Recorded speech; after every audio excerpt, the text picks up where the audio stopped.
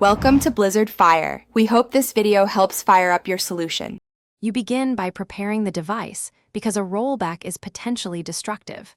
Once you've backed up and reached at least 50% battery, enable developer options so you can access advanced tools. Next, open Settings and go to About Phone to confirm current build and note version details. You'll need them.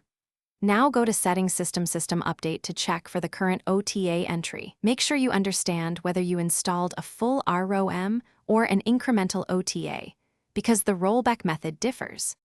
You now perform the rollback using Recovery because Android doesn't offer a one-tap uninstall for system updates. Once you've downloaded the matched ROM and verified checksum, transfer it to internal storage.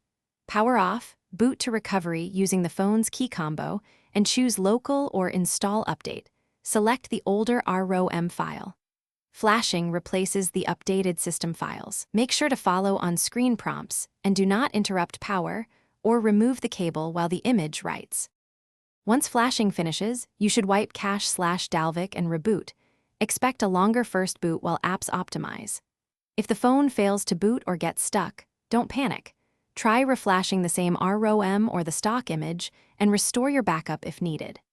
If recovery tools report errors or you see unfamiliar partitions, stop and contact Realme service or use official flashing tools. Improper flashing risks bricking. Remember, verifying model and checksum beforehand prevents most failures.